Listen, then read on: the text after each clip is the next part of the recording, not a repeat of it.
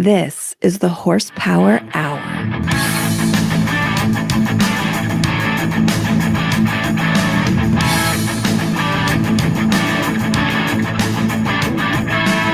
Yes, hello and welcome to another Horsepower Hour.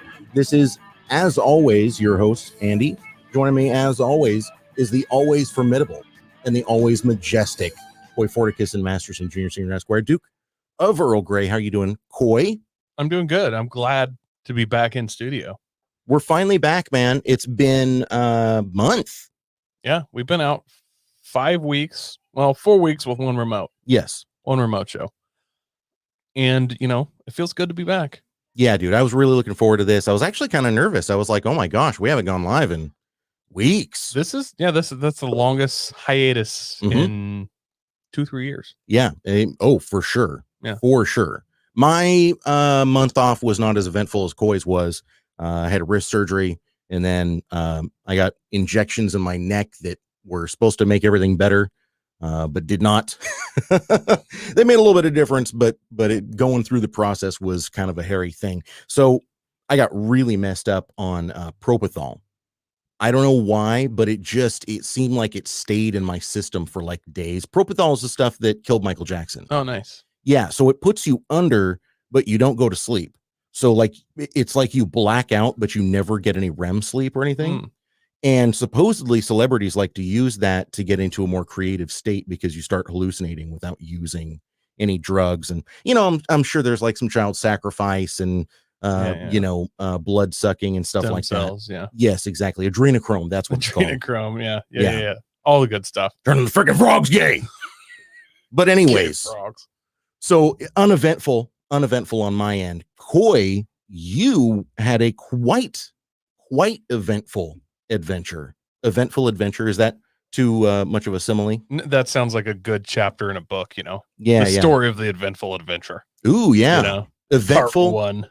You know what? That's going to be the name of your third autobiography. That's my next Lemony Snicket movie. Mm-hmm. Tim Kilmer?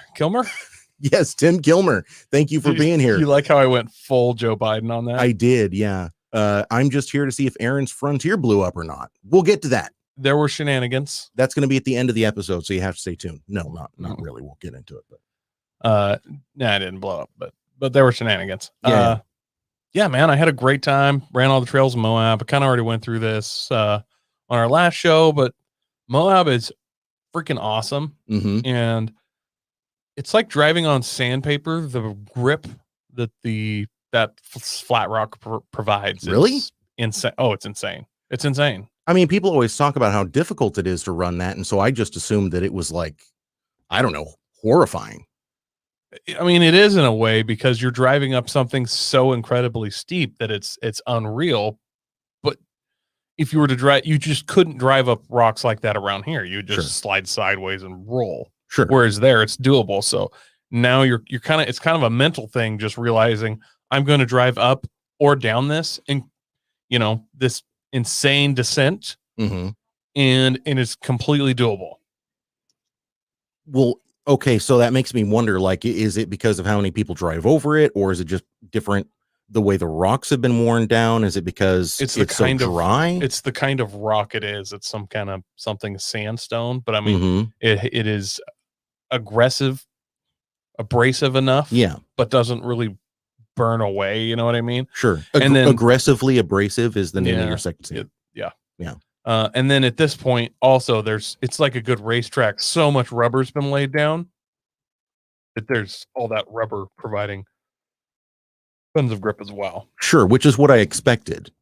Yeah. So it's something you have to experience. It's something different that, as far as I'm aware, that may be the only place where there is that kind of terrain, at least, you know, that you could go to. I'm sure there's another country where you could go nuts on some slick rock like that. But just in America, as far as I'm aware, you know, that's Slick Rock, Utah there, and then maybe Sand Hollow, which also in Utah.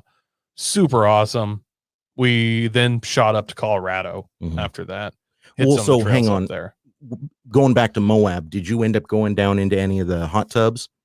There, I went through one of the hot tubs, but it's not a hard one. The Mickey's hot tub, which is the one you see in videos. I don't understand how you drive out of that with a fucking helicopter. I'm serious. That thing's ridiculous. I looked at that and I was like, no, I'm not even gonna. I mean, it's got a bunch of nasty water in the bottom. I'm assuming also has a bunch of oil and stuff in it. And I just, no, I'm not.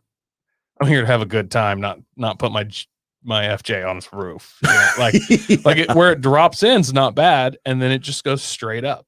I mean, it literally is just straight up and down to get out. And I'm just like, no, I don't know how you do that, but I'm not going to. Well, I've read that it's nearly impossible to get out of the Mickey's hot tub when there's moisture in the bottom, because that fine sandstone makes almost like a paste in the bottom. And then, like you said, I mean, just the rubber and the oil and whatever might be down in there. I've heard and I've seen some videos about it just being nearly impossible to get through that. Guys do it. There's black rubber marks from the top. I mean, no, the entire thing. So it's but doable. When it's got like that moisture, that mud in the bottom, apparently you need like a rock bouncer to get out of that. Oh, I don't know what you need, but you need lots of horsepower and a strong will, desire to completely ruin the vehicle you're in. So if you didn't trailer it, then don't try it. I wouldn't. Yeah. Clearly. And I mean, it's just imagine it's 12 foot, maybe 14, just straight up and down with a slight roll at the top. And if you flop backwards, you're flopping into a hole. I mean, it would be horrible. Like, that's the main super one was Mickey's, but I mean, within a couple hundred yards, there's two others. Ones you could go through in a 2-wheel drive car. The other one's somewhere in between, and it was easy to go through. It wasn't a big deal. But so there truly is like an beginner, intermediate, and advanced hot tub. Honestly, yes. Yeah. Interesting. I mean, it just natural formations that way, but and that's the Moab, and then you guys cut up to the Ouray in Colorado. So that was Moab, and that spot is called Hell's Revenge. Is that that trail system? I did fins and things on the shirt here. As well, that's the beginner trail system that they say you go to Moab, hit fence and things first, because that's the easiest one, and it is super easy. So like stock pickup easy. Yeah. Oh yeah, I would say so. I mean, yeah, it's easy. I don't know if you could do it in your truck just because of wheelbase, but you could do 90% of it in your truck. I see. Okay, I gotcha. Huh, that's cool. Yeah, I mean, yeah, it's wildly doable for most vehicles, and at the very last miles, the most slick rock part where you actually need some approach angle and stuff. And there's a sign that just says, the trail gets harder this last mile. You can cut out here if you'd like. And I should have said this or asked this right up front, but is this an event that you were participating in? I just showed up randomly. There are tons of events there. You'll find almost all the events in spring and fall because Moab in the summer is hot as fuck. Oh yeah. I believe it. I mean, we were hitting 108 there. Like, it was hot, but it's a dry heat, so don't worry. I did some part of Cane Creek, and then just kind of hit some. They're not even really trails, but just kind of things to go see in the desert and stuff, which is cool. But I kind of wished I'd spent a little more time on actual trails than just kind of the desert overlandy type stuff, because that's not that much different than any other desert. But I'm glad I did it. But then we took off and headed up to Colorado and just found a spot to camp above Ouray. And I have to say one thing about Colorado that kind of I don't really understand. In Oregon, we have these things called guardrails. When there's like a precipice on the edge of the road, they go ahead and put up some posts and a guardrail so that if you were to drive over the edge, you might not die. Sure. In Colorado, apparently that's not a thing. I mean, going from Ouray up is this it's sheer cliff on each side. And I'll give it to them. They did lower the speed limit to 25 miles an hour. In Oregon, they're just kind of like, hey, go, but man, there was a 500-foot straight down drop to nothing. And the asphalt edge was, that was the edge. Like, there was a white line, 2 foot of shoulder. And then where the asphalt, it just went straight down. It's a little unnerving. I got to be honest with you, man. I think anybody driving those kind of roads, you know, it's easy to like drop a tire. Mm-hmm. You know, you're not even thinking about it, especially in Colorado. It's known for how much pot, Yeah. you know, Mile High. The Yeah. high is capitalized, the Mile High city. Yeah.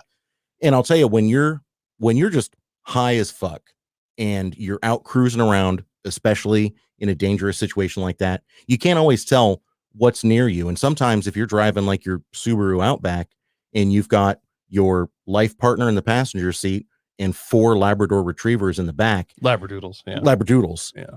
It's easy, you know, to hit something you didn't want to hit, maybe curb up one of your wheels. Let's say you got some of those nice OZ rally wheels and you had some 26-inch all-terrain tires on them. Yeah. And but you just fucked the paint up on your rims. Like, what exactly are you going to do? Well, the Horsepower Hour now has a solution for you because we have a brand new sponsor. It is Santiam Powder Coating. These guys, you know Roy. I'm friends with Roy, yes. Roy over at Santiam Powder Coating, the dude knows what he's doing, and he knows the plight that people go through trying to get powder coating done. Powder coating's not one of those things. Have you ever noticed this? You don't really hear, oh, I've got a buddy that can do it. Powder coating's not really that thing. If you've got a buddy that powder coats, you're going to show up at his house. He's going to have an old electric range stove in his garage, and he's just spraying this stuff in the air. You know, that's not, there's no professional, my buddy does powder coating. You're going to go to one of the giant places that does huge quantities of production stuff. You're going to ask them to re-powder coat your wheel, and you're going to get it back and only powder coat sprayed on the front, and it's going to have chips and hair and all kinds of stuff in it. That is what usually happens when you take a wheel or a set of wheels into a big production powder coat shop. Not these guys, not Santiam Powder Coating. If you want stuff done right and done right the first time and not cost you an arm and a leg, there is nowhere else to go except for Santiam Powder Coating. I encourage you guys to go and check them out. It is facebook.com/Santiam Powder Coating. Check them out online. We are going to have the phone number in the description of this podcast. Give them a call, get yourself a quote. Roy is very excited to be working with us. He is going to be our summer-long sponsor, and we do appreciate him for doing that. Did you end up with anything falling off your truck that needs to be repowder coated? No, not quite. I did almost have my skid plate fall off. It was just as I was coming in home, though. I was like, man, that's clanking real loud. And apparently 4 of the 6 bolts that hold on my skid plate are scattered between here and Colorado somewhere. So, well, I have good news. I was just talking to Roy the other day, and I asked him if he would be able to do a rainbow pattern on your skid plate for Pride Month. It's a little late now because you were on your trip. That's true. But we can get that worked up for next year. No problem. I've had Roy do a lot of projects for me, and he's highly skilled, and he's big enough to have all the right equipment. He's small enough to work on your project, though. Exactly. Before I realized Roy was doing powder coat years ago, I tried some local places, and that's the thing is they're doing massive mass production things. They don't really want to do your wheel. They don't want to do the little part that you made.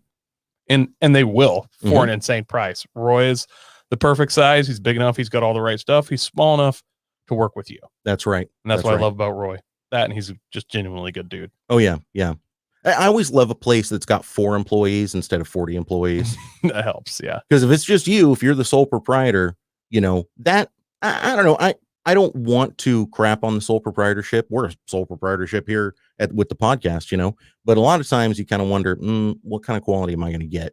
But then when you realize he has a dedicated sandblasting person and a dedicated powder coating person and a dedicated oven person, that's when you know you're hitting that sweet spot. Yep. They got something good going on. So talk to us about when you hit Colorado, man. Well, number one, the guardrails. I can't believe the lack of guardrails there. It's a little bit disturbing. Yeah, you're still talking about it. Yeah. So, I mean, you must have been blown away. Well, it's because they're narrow. It's a narrow, windy road going over this pass. And like, as you're going up and you see a semi coming down and he's like getting into your lane and you're like, hey, buddy, I got all the lane that I need right now and you can't be using any of it. You know, like, like we don't get to share. Yeah. If I share, that means I'm sharing with open space beside me. But it started thunderstorming and lightning and stuff right when I got there. Oh yeah, Derek is joining. He tagged a couple of his friends. We appreciate that, Derek. Sweet. Thank you. So yeah, we hit some of that up there. There was a bunch of thunderstorms going on, so I camped in the rain for 2 days. are kind of one of the main goals of this trip was to hit Black Bear Pass, because it's not a hardcore 4x4 type trail. Mm-hmm. It's just kind of it's a dangerous trail though, because there's just so many cliffs on it. Mm-hmm. Our buddy Brunstad's joining too. Thank you, Brew. There's so it's just kind of a dangerous trail that anybody can drive. A guy put it in a really good way that I read. He said this trail's, it's not hard. Anybody can do it. It's like doing 6 pull-ups on a pull-up bar. Mm-hmm. You don't have to be a bodybuilder to go do 6 pull-ups. Mm-hmm. But this trail is like doing 6 pull-ups with a 2,000-foot drop beneath your feet. Mm-hmm. So anybody can do it, but if you don't, you'll just fall to your death. So that's kind of how this trail is. It's not that hard, but there are serious repercussions if you mess up. It was raining and stuff. I actually stopped and talked to some of the Forest Service guys and was like, hey, is the trail still open? Because I came all the way out here to do it. And they're like, it is, but it's thunderstorming. Could be a slide or something that could get this shut down. Like, this is kind of weather where we have to shut it down. And it takes a couple days to clear. So the next morning, we're like, you know what? We got to do this trail first, because if it closes, then we've missed it, and it could get shut down forever. Honestly, that's kind of why I wanted to get it out of the way. So we did it in the rain and the clouds. I didn't get the beautiful view. You kind of drop into Telluride. This trail cuts from Ouray to Telluride, basically, and it has beautiful views. I missed out on all of those views, but I'm super glad I did that, because the next morning, a guy in a full-size Dodge truck just drove up kind of on the side of the bank because he was scared to the edge, I can only assume, and just laid it over in the trail, middle of the road.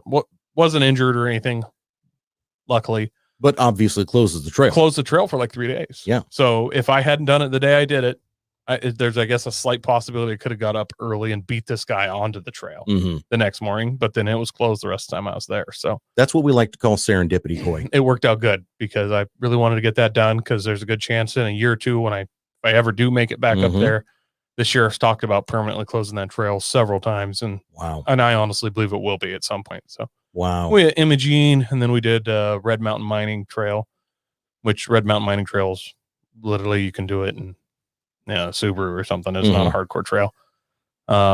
Beautiful up there, lots of cool gold mines and stuff. And then we came back and hit a bunch of hot springs on the way home. Had a good time, man. I'm glad to have done it. It was a great trip of a lifetime that I hope to do again. That is awesome. Have you put your photos up on the Horsepower Hour yet? No, I haven't put any photos up anywhere. Okay, so we'll do it after this episode. Yes, to kind of give people your views. Yep. So total miles traveled, just a shy under 3,000 miles. I was like 2,963 or something. Yeah. And I actually started my mileage counter in Troutdale, so I am actually right at 3,000. I mean, that's it works. I haven't done the math, but it is. I was right at 3,000 miles. Average, my average moving speed was like 36 miles an hour. Yeah. It was pretty good, man. That's awesome, Great dude. Trip. Had a great time. I'm looking forward to do it again. I'm going to do it again, but the next one's going to be for the boys. Oh yeah. Yeah. Boys.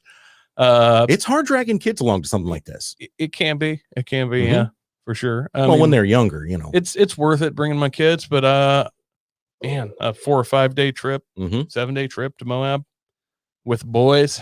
Yep. Man, it could be a good time. So. And I think the next one I'm gonna push it deeper into fall or earlier in the spring when it's not so fucking hot. Right. I say springtime. Let's bring it on. Okay, let's do it. I'll tell you what, man. If you want to go off-roading in luxury, I think I might have found your vehicle. This could have actually made your trip a little bit easier. Do you want to check out this news article? I want to see it. So this comes from The Drive, everybody. Italians convert a Dodge Ram 1500 into a 710 horsepower luxury sedan. That's right. They turn a Ram 1500. Was it just a regular 1500? They pick up a TRX and turned it into this. That 710 is kind of right there. Yeah, it is, isn't it? Yeah. I got a feeling this is a T-Rex. My first comment. I mean, it's disgusting. Don't get me wrong. That is horrendous. It is called the Aznom. I'm not joking. It's called the Aznom, Aznom, Palladium. And I don't even know what to say about this thing. It is so hideous. You can't even really tell what it is at all. But we'll go on into the news article a little bit more. But apparently this thing is basically like a modern day coach builder's changeover. They have put their own body by modifying the Ram body onto the Ram chassis. Interesting. It just, I mean, it's fucking hideous, dude. Like, it's gross, and it's like it doesn't know what it wants to be. It's got like giant, like, what, 22-inch rims with just like regular looking Continentals on it, like just all season looking tires, not aggressive off-road looking, not hardcore street look. They're just kind of like, yeah, this is the most plain Jane tire I could put on this. The interior, I mean, there's some crushed velvet going on. Like, it's nice looking. I'll give them rich that. Corinthian leather. They basically have a love seat in the back of here, Coy. I like the, screens. We talked about this on an episode, some episodes back, as a matter of fact. We were talking about the Grand Wagoneer, and you said, for every $10,000 I spend, I expect another screen. Absolutely. Yeah. Right? So I don't know what this is going to cost. It's obviously going to be in the high 100,000s. Yeah. And I'm only seeing 2 screens, but they're pretty sizable. What do you think? Are we starting to reach that mark? I mean, they better be touch screens and high def and if they're not 4K, it's over. They need, if they can only put 2 screens in the back of this, they need to have all the stuff. I mean, I want a sunroof that's not actually a sunroof, it's a screen. You know what I mean? We're like, bing, and there's just a camera on the roof pointing up. Yeah. Oh, how nice would that be to use for porn? Can you imagine it? You would think that porn would be the go-to, but with like our buddies, somebody like, open the sunroof, and he'd just be up there with his pants down, teabagging the camera, and just be like, oh God, why would you stay on the roof and do that? It's true, but I feel like there's some merit to this. So instead of, how it normally goes, you got your phone, you're looking straight down, so you got the double chin, you're straining your neck to look, and then you're, fiddling with your Ghibli bits or whatever it is that you're doing, just imagine taking the strain off of your neck and being able to look up and having a neutral position with your neck while you twiddle your winks, your diddly winks. That is definitely a more it's a more ergonomic experience. I was gonna say ergonomic way to fence with your meat cutlass, but I just going out to my vehicle to beat a route seems like that's a stretch for me.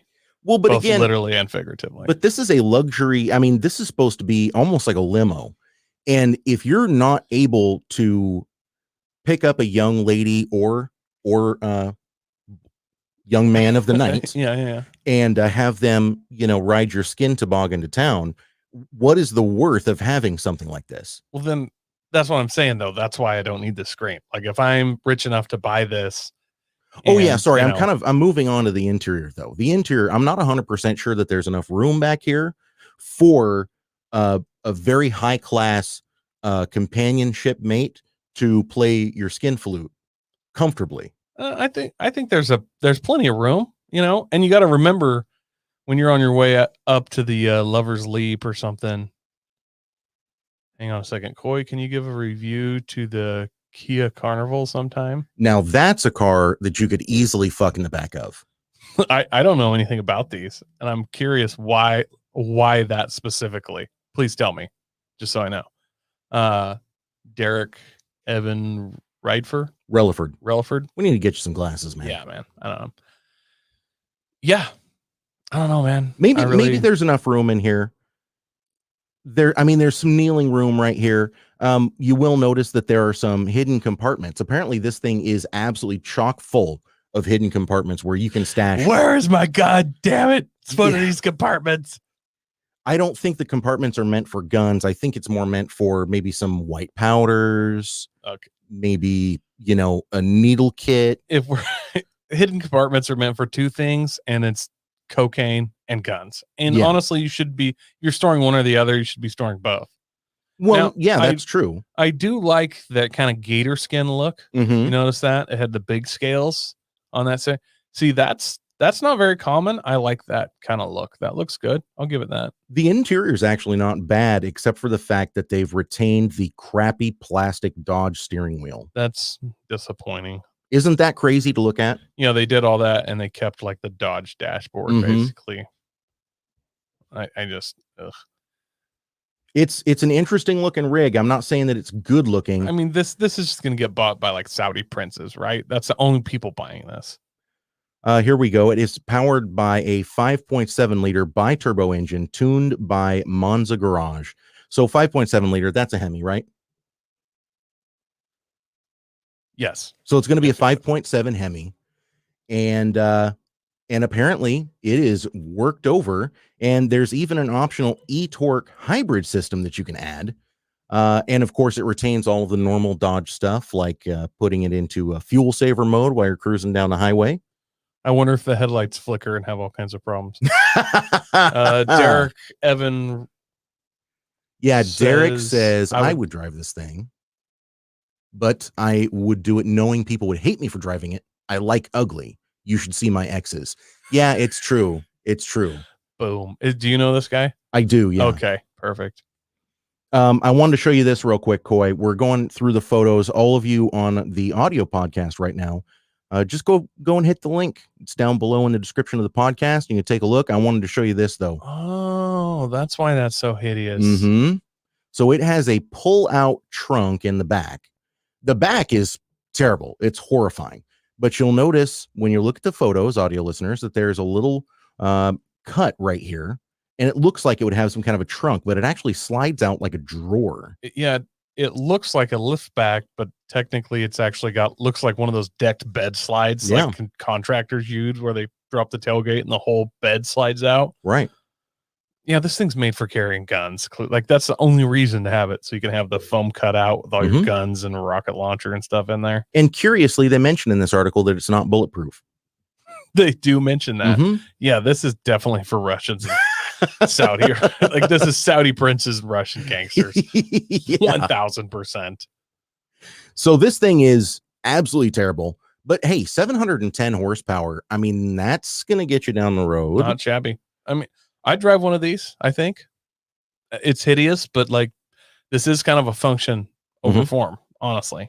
There's kind of a two-parter here though, because one, would you drive it? The answer is yes or no. And two, would you do cocaine off of a hooker's ass in the back while getting a blowjob from a midget? Well, we got to know more about the midget and the hookers and things. Like, see, I can't just say yes or no. That's what I'm talking about. Yeah. This car isn't so nice. It's not a Maybach. Like me saying that to a Maybach, you'd be like, yeah, it's a Maybach. Obviously, we're going next level with everything. Yeah, no, I feel like I would do that, but then I'd get hit in a drive-by at that moment, and then they'd find my body in this. Sure. Gross. You know what I mean? This is basically the Maybach from wish.com. Yeah. Yeah, I can go there. I'm with you. Well, I mean, fortunately, it's got tons of horsepower, and you're not going to have to worry about getting pulled over, really, if you're trying to put all that power down to the ground, especially in Portland, because Portland is down to one full-time traffic officer as speeding tickets plummet. This comes from KGW 8 News. This is about the only good thing happening for Portland right now. Oh my goodness. And it's so classic. In a city near you, the last traffic cop. And what's this guy's name? Was it Derek? Daniel Hugh. Daniel Hugh, the last traffic cop. Oh, I don't think that's the cop, but we can use that name. That's fine. Yeah, it's just actually amazing. I think it is Sergeant Ty Engstrom. That's the last traffic cop. Ty Engstrom. That's a great name. I pray that this dude literally sounds like just hardcore English dude. Oi, saw you a speeding. Please let it be that way. Dude, with him being the only traffic cop around there, he's not even going to walk up to your window and knock and be like, hey, you know why I pulled you over? Paper airplane, just launches it in. Yeah. Roll your window down. You know why I'm pulling you over. Here, sign this. Yeah, just rubber band snaps a paper and take it into you. Remember how in school you'd get a hold of a rubber band, then you fold that paper into kind of a little folded in half, artillery. Yeah. And then you could, put it between your fingers and slingshot that thing. And if you had the right paper with like a paper clip inside, you could welt your buddies. For sure. I would just be rolling around with my tickets folded up like that. I just have them pre-done, I'd just be like, have a bucket and be like, oh, they get a 80 and a 35. Pow. Well, the beauty of it is they're true no matter what. Yeah, and like, who's gonna fight it? You know, Right. You're the last traffic cop. But nobody's gonna. You're not getting fired. That's for sure. What a great name to a movie, Last Traffic Cop. Oh, He's a renegade cop on the edge that's just woken up from a coma. It's 2021. Portland, Oregon is still a post-apocalyptic wasteland. Again, still, it didn't get any better. God, I want his job so bad. Oh, and he's a motorcycle cop. I probably should have thrown that out in the first place. So how apocalyptic can this get? It's like this would be a good album. Mhm. The Last Traffic Cop. I'd be like, okay, I'll give it a listen. I'm already seeing a very Mad Max Yes. Max-esque album cover. Yeah. Yeah. You just see like the back shot of a motorcycle from like calf down with a leather boot, Yes. that cop boot. But then the pant leg, you can tell it's just like torn up, apocalyptic, but he Mhm. still has those like leather riding boots. So, Coy, let me just quickly read this to you. Sergeant Ty Engstrom says, when I first came to the traffic division, we had 35 motorcycles and probably 10 or 12 cars back in 2009. Before they started dismantling everything, we were down to about 18 or 19 motorcycles and one car. Now we're down to one motorcycle full time, and that is him. He literally is the last traffic cop. I want to know is there a room with 35 bikes in it and like 19 cars just sitting collecting dust? And that's something that I've been asking as well. Like, where have all of the motorcycles and cars gone? Is it just they're now parts of other divisions or what, Yeah. And you got to, I want to let people know you can't just go into P-Town and do whatever you want, because what are the chances that cop is there? Not unless you're homeless. Well, then it literally is P-Town for you. Yeah. Because you'll just pee everywhere. Yeah. But all the cops technically can write you tickets. Not even technically. All the cops will write you tickets. They're just doing other things. And they needed in the article, they actually felt the need to remind everyone that all cops can write tickets. Yeah. They don't even have to be, all cops anywhere can write tickets. Mhm. Like, they don't even have to be in their town. They can be driving to another town to do something else and just write somebody a ticket in that town. Mhm. That's, when I was a kid, that was a thing where you could be like, if I make it over the county line, then they can't get me. But then they change that and they'll just keep getting you. So, last traffic cop or no, you're still getting a ticket in Portland. I see them writing cell phone tickets all the time up there. Sure, of course. And Portland is only I shouldn't say small. It's the biggest city in Oregon, but it's surrounded by other cities that have funding and aren't on national news. So, I mean, Portland's got, Troutdale, Beaverton, Tigard, all these other towns surrounding it whose traffic divisions are fine. Right. And you don't even know when you've crossed into and out of Portland and into all these other towns. And don't forget the state police and sheriffs and whatnot. Yes. I think the sheriffs, honestly, I think that their favorite thing is writing tickets. Oh, for sure. Because if you get pulled over by a state cop, there's no ands, ifs, or buts about it. I mean, again, they don't even ask you, why do you think I pulled you over? They're just like, hey, fuck stick. Guess what? You just want a piece of paper today. Yeah. State cops for sure are like, traffic stuff's beneath them, and you've done something so badly that you've caught their attention. Right. Fuck you. Right. They're like, all right, you went ahead and made me look at you. Now you're going to pay. That's kind of, they don't really give you a speech. It doesn't seem like they don't tell you you're being dangerous. They're just like, hey, bro, saw your speeding back there. That was way too much. Here's your ticket. Bye. Right. Get out of my sight. Right. Like, it's kind of that. If they're on a motorcycle, the odds of you getting a ticket go much higher. Oh, it's 100% if they're on a motorcycle. They're there to get you. And then, Coy, if it is raining and they're on a motorcycle and they have to pull you over, there was already no scenario where you don't get a ticket.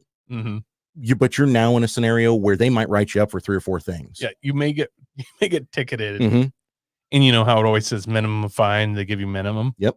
It may not say minimum fine, it just says max. Exactly. Yeah, you maybe get a max fine if it's raining. Oh, bonus points if it's starting to hit like twilight, or if it's right when the sun's coming up and that motorcycle cop in the rain starts doing a lap around your car with his pad out. Ugh. Oh yeah. The one thing though that you can get, if you ever get pulled over near the police station, that's because they're either leaving or they're to and from there. Yeah. And they're not near as interested in dealing with you. A lot of times it's like, hey, bro, I'm about to get off work. Knock it the fuck off. So what you're telling me is the best places to street race are near police stations. Not street race Oh, okay. per se, but I mean, if you're going to have a dirty tail light Mhm. and a non-functioning license plate light, Mhm. it's best to get pulled over near a police station because it's like, hey, bro, I was on my way in, thought I'd let you know. He knows he's getting there a little too early. You Mhm. know, he needs to burn a few minutes, and he's like, Mhm. oh, this is perfect. I'll talk to this guy. Mhm. Yeah, Mhm. one of those. I'm with it. I get you. I get you. Interesting. Well, the city council, who has been almost famously at this point at war with the Portland Oh police, God, they had a little we bit don't of even have to be political when we talk about this. No. Like Portland, everybody's has a television and a Mhm. radio, and Portland hates their own cops. Oh, Clearly. yeah. Like Oh, it's yeah. insane. Like I hate cops too, but come on. So the city commissioner had this to say when asked about the Portland Police Department's apparent inability to perform traffic enforcement.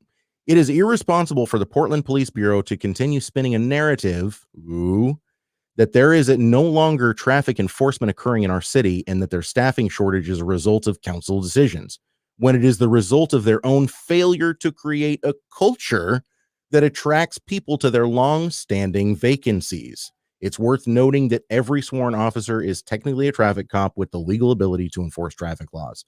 So basically, what I'm hearing here is it's not our fault, it's their fault. Yeah. And just a quick reminder to all of you plebs out there, any cop can write you a ticket. So sit and spin and get fucked. You know, just because there was an 800% increase in homicides in Portland this year, that doesn't mean that the homicide squad can't go down and sit on the corner and write some tickets. They're clearly not busy.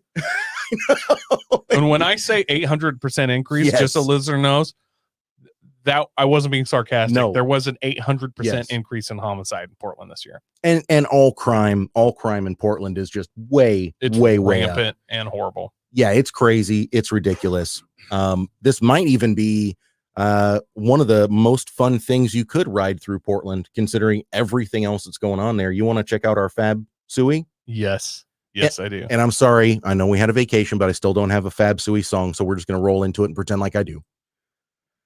Coy, this is called a 1972 Nissan Doodlebug. How do you think he came up with the name Doodlebug?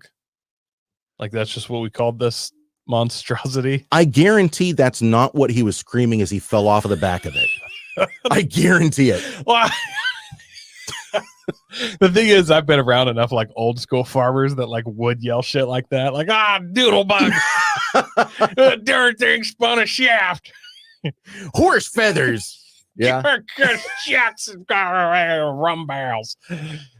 Oh boy. So if you're on audio and you're not looking at the screen right now, please go and open this link. All of our links are labeled, by the way. The only ones that aren't labeled are the news articles, but we break them down. We've got Fab Suey's, we've got the Smoking a Doob in there. So you can just follow right along with those links in the description of the podcast.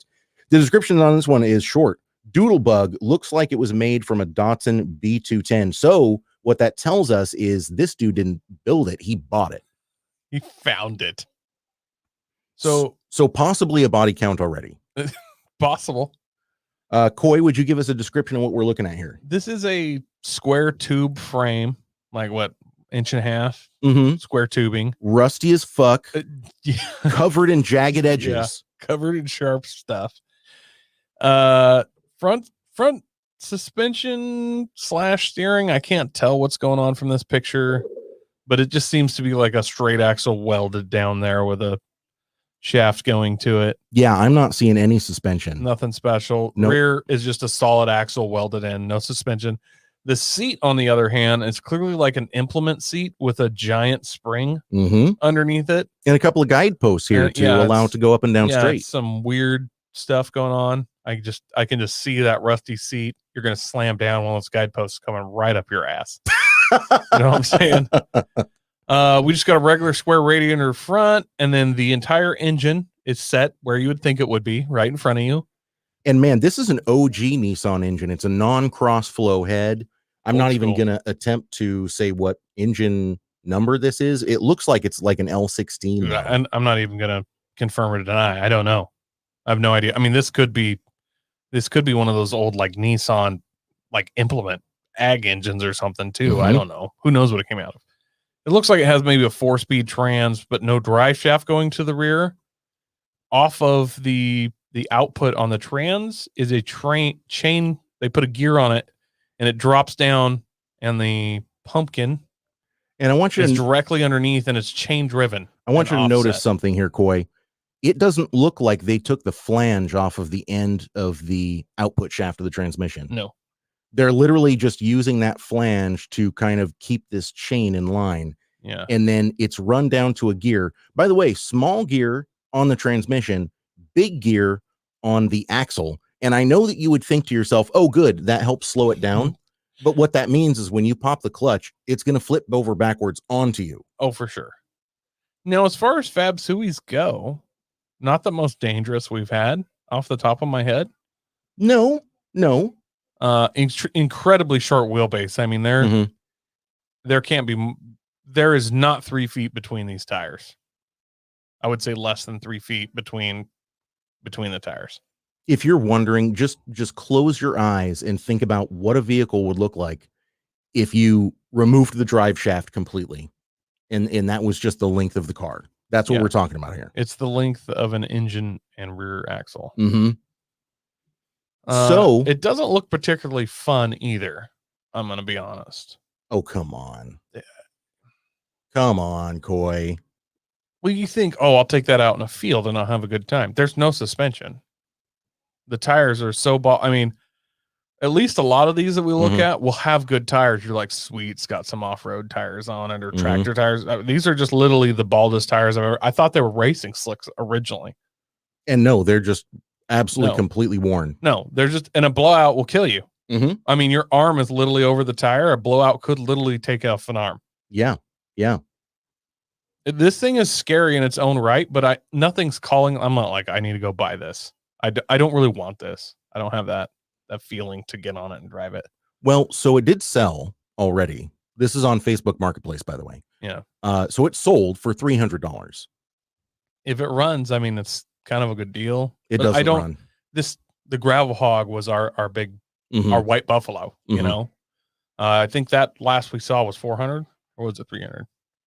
It was 300, 400. Yeah. So that one, I'm just like, oh God, I should have bought it.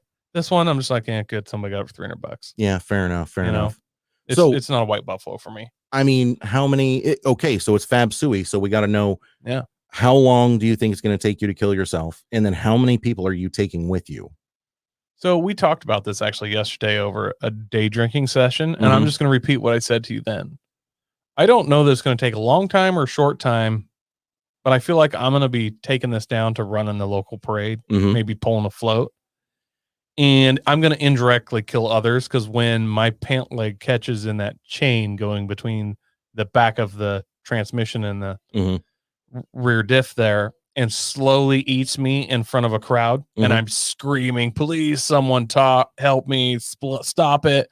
People are grabbing at it, but I'm probably getting ripped in half by the shifter that's directly over that. So it's holding it in gear. Well, it's definitely going up your ass. There's no doubt about it. Yeah, no, it's going to be horrible.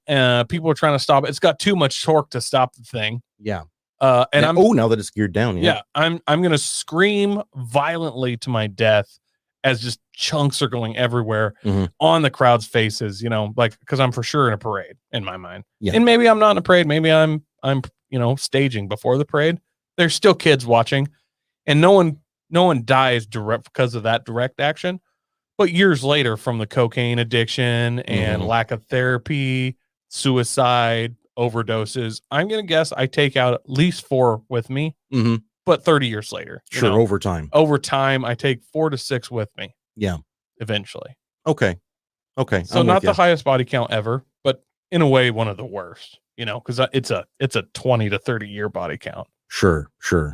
That's interesting. For me, it's a little bit of a different twist because I know instantly I bring this home. Yeah. I have a buddy that is just sitting on a stack of Chevy LM7s, the 5.3 liter V8s. Yeah. So that's the first thing I do is I put a 5.3 in this and I take it to LS Fest. And I'm so excited to be driving this at LS Fest that I just can't help myself. Like, I'm in the pits, we're in the tent area. I've already had some beers and I'm like, oh, you don't think this thing will hop a Coke can? check this out, motherfuckers. So I start out easy. I give a little bit of throttle, pop the clutch, brings the front tires off a little bit.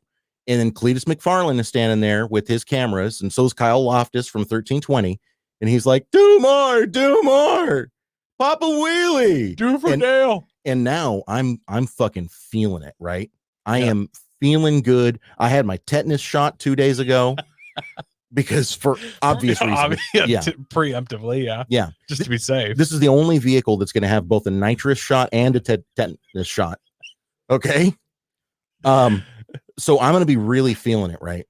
And I'm going to start going harder and harder. And because it's geared down so much, I can just stick the thing in third gear and pop the clutch, and it goes up and it doesn't want to come back down, right? What's going to happen is it's going to pop such a high wheelie that I fall off of the back, and I'm immediately just killed instantly because my head hits the concrete and lights out for me. So very quick, very easy death for me. Unfortunately, it's not a quick and easy death for the other people in the pits that are standing around looking at the other cars that are down from our tent. They never know what hit them. Because, hey, everybody's revving their engines. Everything is loud. That's true. They can't hear the thing coming. And it's all LS, so it's all going to sound the same. Yeah, no, I get you. So all of a sudden, perfect camouflage. Yes, it's literally the perfect storm. I might actually call this thing the perfect storm. That'd be... And because I didn't have time to put a radiator on, all it has is the fan in the front. And there's look, there's clearly nothing covering. Yeah, that's true. Right. So as it starts plowing into the crowd, the children are getting sucked underneath the tires and the adults are being chewed up by the fan blade. So what's your number though? Like, I understand. I'm going 12 head easy. 12. Wow. Yeah. I'm going 12 head easy. So 13 counting yourself, or just 12 total? We have Baker's dozen. I mean, let's be realistic. Okay. Yeah. This is one of the few cars though, I will say that, remember the meme where the guy's sweating and he doesn't know which button to push and you label, this is a nitrous shot, tetanus shot. He's like, I don't know which one to do. Yeah. 100%. I would put that. I need to get a shirt made like that. Yeah. That'd be awesome. Yeah. So that's our Fab Sui. This thing, I don't know who bought it, but I guarantee they're going to kill themselves. Oh, they're dead. No, it's been a week. They're dead. All right. We can move on to our next segment. One of your favorite segments, Coy.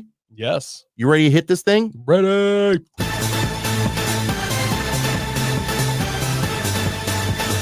Overland is fucked.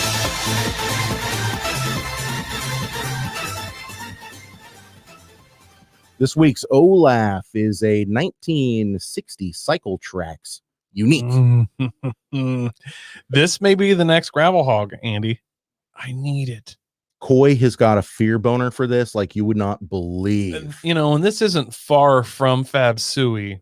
It's only got a 5 horsepower motor though, so it's kind of she's a slow roller. It could, if I had it for long enough, I could turn it into a Fab Sui. So what are we looking at here, man? This is a tough one to explain, but this was a real vehicle built in the 60s. Yeah, early 60s. It is basically 2 tires in the rear, 5, kind of Coleman scooter-esque, but just imagine it's a mini bike. Mini bike, but it's got like a tandem axle thing going in the back. Very extended rear. Yes, and then a track around those tires. So this thing is a cycle track, as the name suggests. But they even have an original advertisement for it here, which is amazing. Climbs hills, stops on grades 65% and will not tip over. The patented oscillating rear wheel second track assembly gives complete mobility over any terrain up to 12 inches of mud and snow. I don't actually know what the oscillating rear wheel means. I'm curious what's going on there as well. It's got to just be like a buzzword, but it does say here the cycle track can carry 800 pounds plus rider. Bring home your deer. Military tested and approved. So instantly I'm looking at this thing thinking, even nowadays, this would not be a bad little rig to have. No, I want it. I want it bad. And there's no reason I couldn't yank off whatever motor's on there and drop on like a 21 horsepower Predator engine there. Like there's plenty of extra room. I would just get one of those 14 horse Predators and call it a day. Like plenty of room. I really want this. Now, price though. Look at the gearbox here, Coy. That clearly is a gearbox because the output shaft of the engine is on the other side. What do you think is going on here, though? Does this have gears? It has forward and reverse. It's got to have some kind of clutch system. Is it centrifugal, you think? It must be. I sure would assume that it would be. I bet it has a high-low and reverse. You know?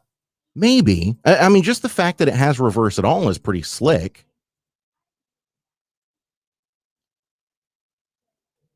The description, Coy. This is a rare and unique one-of-a-kind barn find. Cycle tracks built by the J.I. Edwin Company in Issaquah, Washington. As the photo shows, it has 2 rear wheels connected with a rubber track, has forward and reverse, and the engine turns over. I do not believe the front wheel is original, not sure of the year of manufacture. It is not in running condition, needs TLC, $450 firm. And this is located in Drain, Oregon, so not that far from us. Well, they dropped their price already because it said $750 firm the other day. Isn't that what I said? 750? No, you said 450. Bleh, 750. Okay. Sorry. All right, 450 was getting down towards my price. Again, I'm gonna be honest. My $300. I might have to pick this up. I might. I want this. I want it bad, and it's not. It's 2 hours from me, so it's within reach. Sure. Do you think you could hook this up to the back of your FJ? I mean, would it go on your adventure trailer, or what do you think? I have no idea. I could definitely put it on my my pop-up camper. I can put 500 pounds on top of that, so it should fit up there. I don't know. I'd find something to do with it. It's cool. I'm a little worried on something like this. That rear rubber track, man, that's old, and that's gonna snap probably soon. It is a rubber track, though, and I know you work around Bobcats with tracks on them. Yeah. Could the width really be that much different? Well, you could probably cut it down or something. I'm sure there are places that do custom tracks. Sure. There has to be, but how much money are you going to put into this thing, you know? Still, I really want this. Really, really, really, really, really, really want it. And it would be fun to take around with you. And you could easily, it's clearly made for hauling things because I feel like I could fit at least one person behind me, if not 2. You can take the whole family for an 8-mile-an-hour joyride. Oh man, towing your cooler full of beer. Oh yeah. Yeah. Or it could just be and my cooler. Why tow it when I can just put my Yeti on behind me? You know? It's a fair point. I need family. I'll tell you, man, if you're going to be out hunting, like our buddy Garrett, he really wants to get a bear this year. This is about the only thing I could imagine you running up through the eastern Oregon brushwood and sagebrush and all through those lava rocks. Just chugging along. Yeah, just drag it right through. And since you're dragging it across the lava rock field, it's going to skin itself. Self-skinning. Yeah. I don't know if it's self-skinning, but it's defurring. You know what I mean? Defurring. Yeah. Yeah, man, this thing is cool as hell. I don't know. I'm not even sure how I found it. I certainly wasn't looking for it, but it is overland as fuck. We're going to be watching this. This could be my gravel hog. Coy. Keep your eyes peeled. And folks, let him know. If you know anything about the gravel hog, reach out to Coy. Tell him, hey, man, you're crazy if you don't run out and buy this thing right now.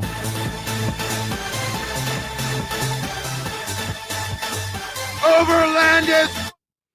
So that is our OLAF of the day, which really leaves just one thing for us to do, Coy. Have you had a chance to look at our dealer doob yet? No. Ooh, buddy, you are going to love this. Love, love, love, because I am in love with it. And I wouldn't exactly call this a white buffalo, but bro. Yeah. Yeah. I might need to go and look at this at some point. What's Smoking deal or smoking adobe? Dude, Salt Lake City should have shot me a message. I drove through. I know. This is a 1991 Ford Festiva L hatchback. Why am I looking at another Festiva? I'll tell you why. Full custom rear-wheel drive tube chassis Ford Festiva. 1.8 liter Mazda BP with a T3 T4 hybrid turbo, 250 horsepower on pump gas, runs and drives, leaks oil, needs some love. I've owned this car for 18 years and I'm tired of storing it, and I want someone to enjoy it. I would enjoy it, Coy. I won't answer any questions or on Messenger or text. Okay, perfect. Great. Fantastic. That's why you still have it.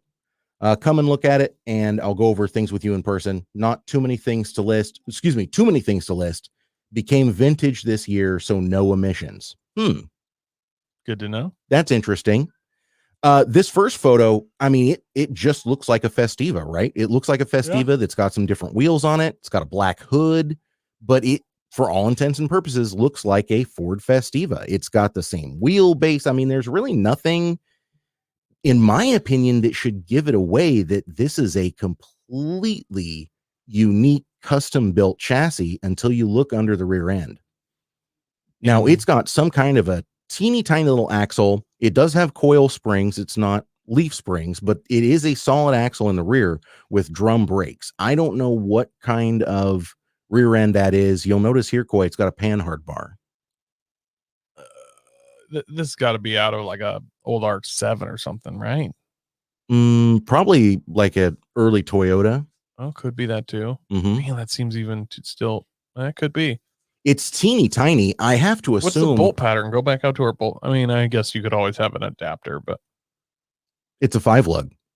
A 5-lug in the rear, yeah. Interesting. Am I looking at that right? Is that a 5-lug? Yep, I see 5 right there. That's for sure a 5-lug. Mm-hmm. So I'm a little bit at a loss. It almost makes me wonder if it's like an old Jeep axle, old Willys or something.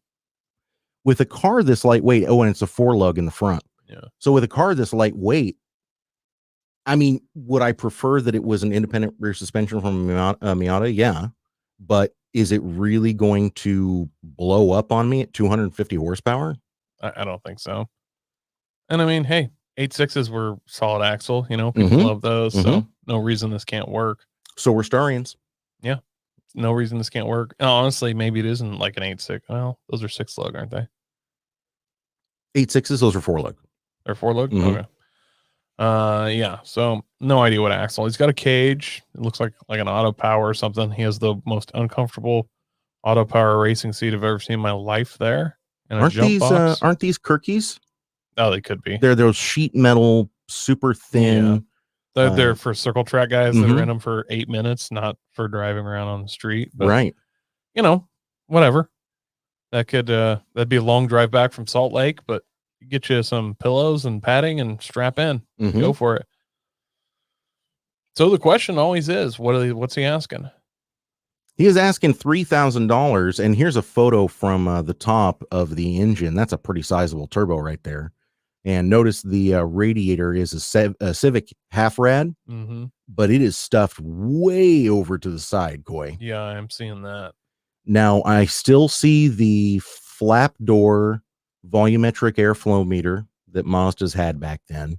So I'm going to assume that this motor is running like a Super FC or something. He doesn't say anything about it. I can't see it from the interior. Yeah, it's not well tuned.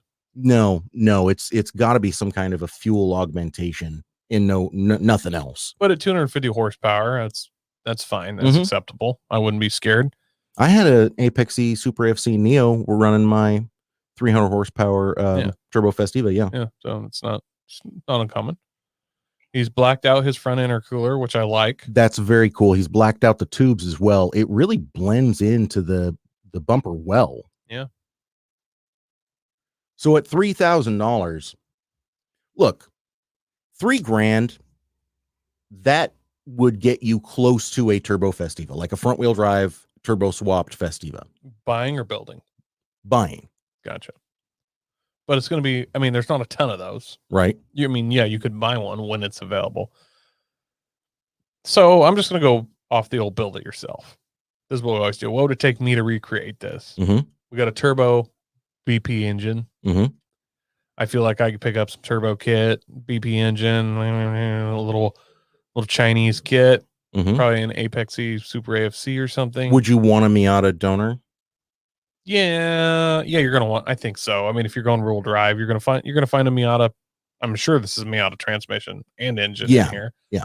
So I'm gonna need that. I don't know what Miata transmissions are going for, but I feel like $1,500 I can get a good donor engine.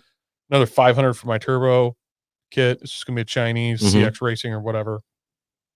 $500 for my engine management. So $2,500 gets me a motor. now I got to find a car. Mm-hmm. No, it's not impossible to find a Festiva for $500. No, I mean, we can Mhm. find a non-runner for $500 all day. Finish converting it to rear-wheel drive. Now, Mhm. that guy may be only into that rear suspension stuff. He may be into $300. That's probably a bunch of cheap parts, Mhm. but you gotta make it that way. So Right. You got to cut out the transmission yeah, tunnel. You got to install all of the everything. Yeah. So honestly, I can't make this for $3,000. So just looking at it that way, it's not a bad deal. Mm-hmm. Now, you always got to ask yourself, would I ever want to make one of these? Me, not so much. You, yes, absolutely. Yeah. Now, here's the other one that I'm going to throw in there. In a world of everybody wants to be a drifter, holy crap, dude! If you could drift this thing with just rear drive, so we put a hydro e-brake in this thing, 250 horsepower, like you're going to be in a Festiva out on this little track, trying to get door to door with people, going nuts. It's already got a cage. $3,000, dude. This is a missile. Like, probably hard to drift this just because of wheelbase, but if you can get any kind of angle kit, God, you know how cool it would be to be out there just going nuts in one of these, getting sideways. And again, this is really starting to bridge that gap between a clown car and a clout car. Yes. Like, once you pull up with that, at first people are gonna be like, what the fuck? Yeah. Like, keep that away from my 240. And then when you're just you know, and you're getting sideways and rolling smoke off the rear tire, people are gonna be like, okay, I need some video of me drifting with this guy. Like, their opinion will 180. Right. Now, if you just go out there and spin off track constantly, obviously not as much, but if you can go out there and drift with any kind of skill, dude, hardcore clout car. Which is going to be hard because this is a super, super short wheelbase. Let's just be realistic. I mean, this is a tiny car. It's going to be tough, but it's also a tiny car and weighs nothing. So, yeah, you know? Yeah. If you can drift a Starion. Yeah. So, dude, $3,000. I don't necessarily want this car. I don't think it's a bad deal at $3,000 if you can drive away in this. Mm-hmm. He's going to drop to $2,500. Yeah, I mean, you know, you're going to be able to talk him down to $500. He won't talk to anybody on Messenger. You have to call him. Mm-hmm. He's already cut out 3/4 of his clientele. Right. You know what I mean? True. So if he really wants to sell this, it's going to be $2,500. You're going to walk away with a turbo 250 horsepower car for $2,500. And I'm sorry, but in anybody's book, that's a good deal. That's a good deal. That's a deal. Yeah, I'm 100% with you. I personally, what price is it? If he drops his price to $2,500 though on the Facebook ad, are you going to Salt Lake to get it? I might. What's your price? Excuse me. What I think it's going to sell for, I think it's going to sell for $3,000. It's going to take a while. He's going to have to find the right buyer, but I honestly don't think he's going to have to haggle that much. I mean, maybe if you rolled in and said I got $2,700, I don't think he's going to take $500 off because you just did the mental math yourself. And this is not something that, again, it's so unique that there's really no one out there looking for these, but at the same time, who's not looking for something like this? It's so unique. Yeah. If you just had disposable income and you were like, I'm, looking for something interesting to just have. Oh yeah. This is going to be hard. Oh, this is just to pass up. This is just if I have my income and I'm not married with responsibility. Right. I'm driving to Utah this weekend. You know what I mean? Yeah, no, I get that. He's going to sell this for sure. My buy it now price. And here's the extra twist, because normally when we talk about my buy it now price, I'm not thinking about driving to go and get it, right? Yeah. It's like if your next door neighbor had this, what's your absolute can't live without it buy it now price?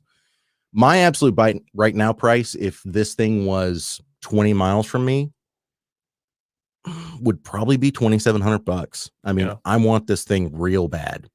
Driving to Utah, I'm not really that into it. But if this was parked across the street from my house, I would probably already own it.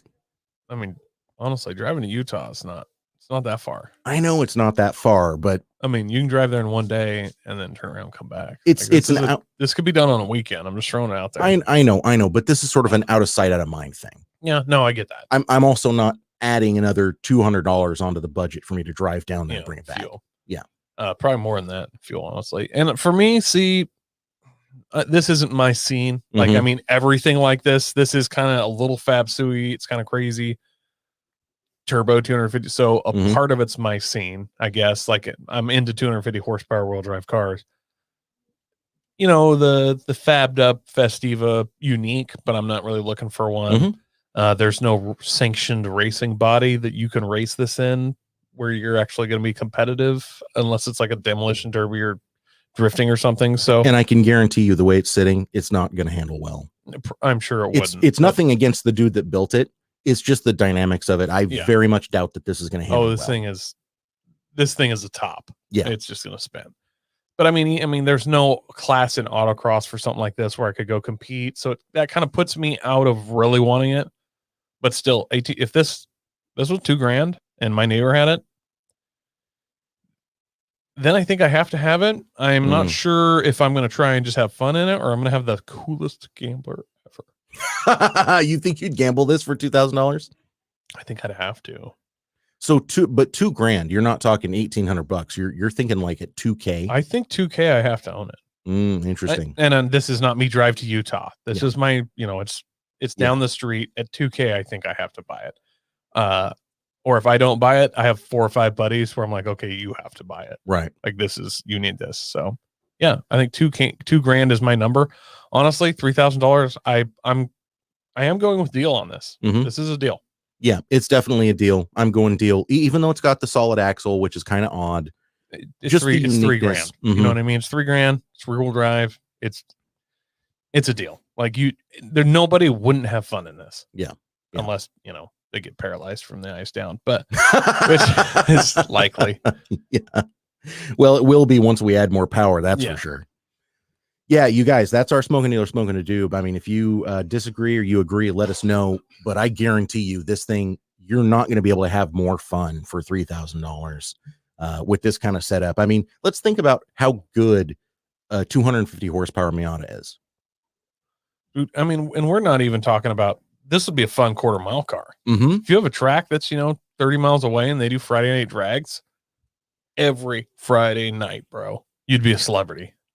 At 250 horsepower, this is running high 13s, mid 13s all the time.